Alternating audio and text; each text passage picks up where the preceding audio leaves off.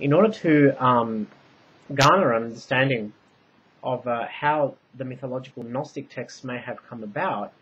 it is mandatory that we examine the cultural milieu of the period in which they were written.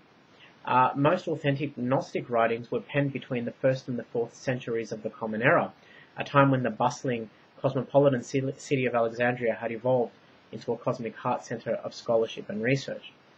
Founded by Alexander the Great nearly 4 centuries beforehand, the city never quite enjoyed the status of world capital which its Greek cogitator had intended, though it did, to some degree, become a sparkling diamond of the world's collective intellectual inheritance before forfeiting its throne to Rome. Alexander never lived to see the ill-fated city built. That honour went to one of his Macedonian generals, Ptolemy Laïvis, who lived between 367 and 238 BCE, who seized Egypt as his personal fiefdom upon Alexander's death in 323 BCE and founded the Ptolemaic dynasty or kingdom.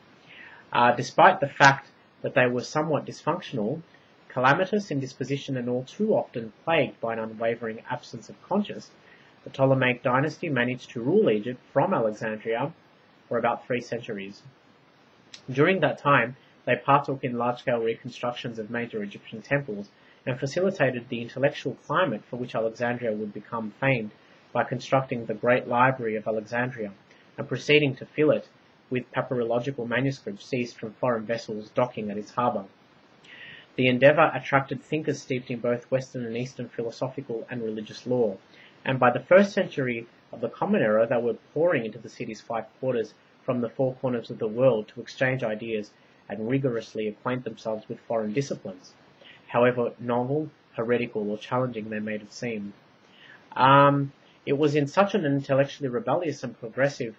climate that many disillusioned Jewish sects sought to fabricate an identity, and given that back in Jerusalem the beliefs and practices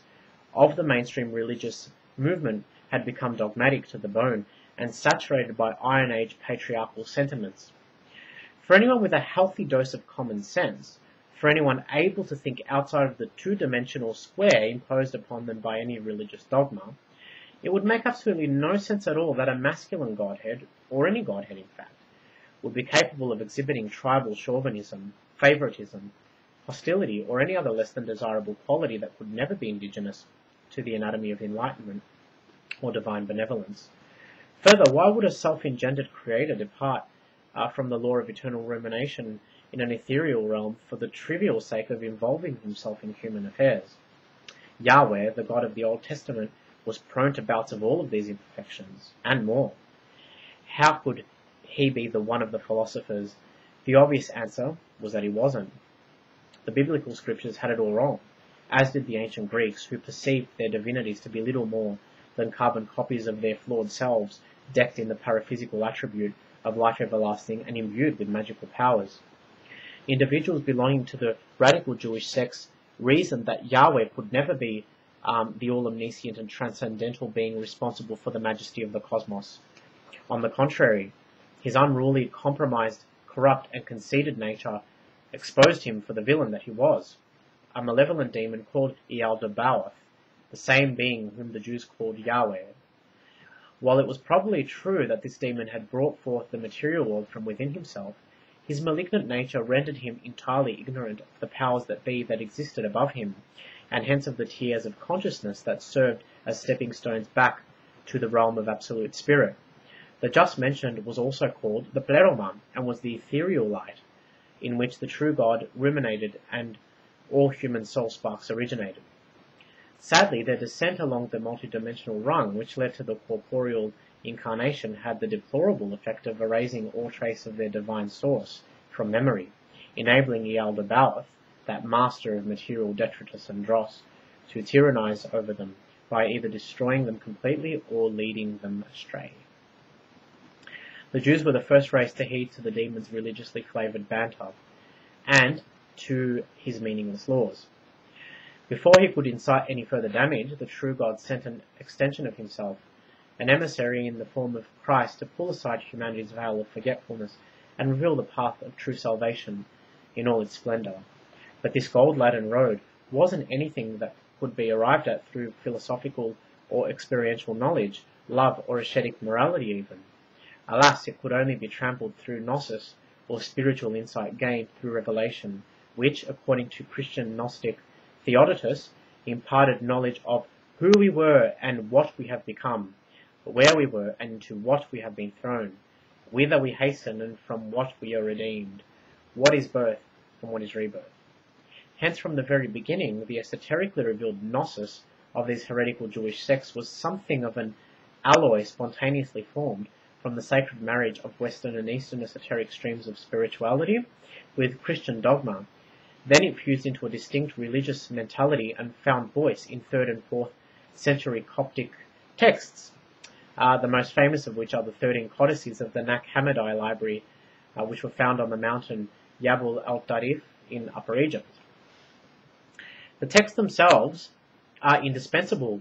for they have served the historian as the trowel has abetted the archaeologist by unveiling the religious milieu of an era which was obviously quite variegated in character.